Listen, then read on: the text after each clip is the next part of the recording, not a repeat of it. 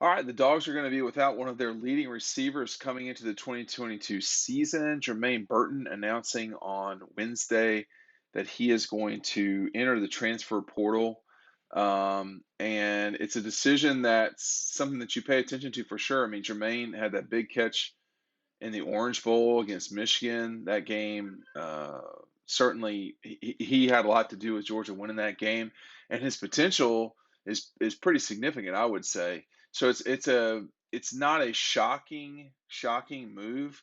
This is something that we talked about over on Dog Post quite a bit in the last few weeks. People saying, "Hey, this is possible," but it is one of those things where um, in 15 games, Jermaine had 26 receptions for almost 500 yards. He was a big play guy. He just might not be getting as many touches as he wants, and that's going to matter a lot for guys in college football who are receivers, particularly. I want to make sure that everybody is buying the book down below, Dogstruction. It's a story, 15 games of the Dogs in the 2021 season, from the beginning of the season all the way through the parade. Make sure you get it. We're getting a bunch of orders. I don't want y'all to get left out on this first book ordering. So make sure you get that today. Make sure you get that today. Um, Jermaine went to three different high schools, I think it was, in 4 years. It's not surprising to me at all that he would go to multiple colleges. I don't think it's out of the question that wherever he goes, that's where JT Daniels will wind up. I think those two guys having connection with California makes a lot of sense, like the state California, not Cal. It hurts Georgia for sure, but no one player is going to make or break Georgia's program, and that's just all there is to it. You would like to keep guys as dynamic as Jermaine Burton, but he probably felt like he wasn't being used as much as he could have been or should have. But when you look at this slate of ball catchers for Georgia, Brock Bowers, Ladd McConkey, A.D. Mitchell, you still have guys like I look at my board over here because for some reason Dominique Blaylock's name escaped me. You're going to have it looks like you're going to have Eric Gilbert back. So there's a lot of guys that are sort of demanding the ball, and Marcus Rosemary, Jack Saint. There's a fair amount of ball catchers on this team. Arian Smith will be back next year. So I get it. I mean, I understand where Jermaine's coming from. I think it's too bad for Georgia that one of their best, most explosive playmakers uh, won't be with them next year. But now this is college football now. Okay, if you lose Jermaine Burton, you could pick up, Burton Jermaine. I mean, you don't know who the next person would be looking to transfer in. Again, just the guys on campus right now. Again, Brock Bowers, who's not a receiver, Arian Smith, Marcus Rosemary Jack Saint, Don Blaylock, Eric Gilbert, A.D. Mitchell. Did I mention Ladd McConkey? I don't think I did. So they've got a lot of receivers. Georgia's going to play the way that they, want to play. You had some transition at receiver coach, obviously. Whether that had something to do with this, I don't know. But just after the championship game, you started hearing this sort of bubbling underneath the surface that Jermaine could leave and go.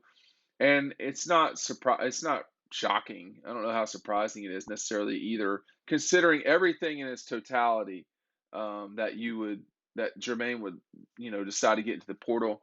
It makes sense. He'd be their second leading receiver. He's is going to be gone, but Georgia's going to return three. That means they'll return three of their top four receivers with Bowers, McConkey, and A.D. Mitchell coming back, presumably, I should say. And those guys with not well, it's a little bit over 100 catches between the three of them.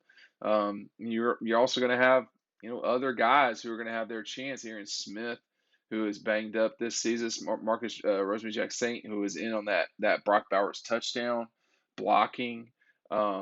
There's definitely going to be some guys that get an opportunity, and Dominic Blaylock is a guy that basically didn't have a 2021 season, and he had a heck of a 19 year, and had to miss missed all of 2020 with the ACL injury. So I think he's a guy that you'd watch coming back, a very highly rated player, but I mean, I get it with Jermaine leaving. I do.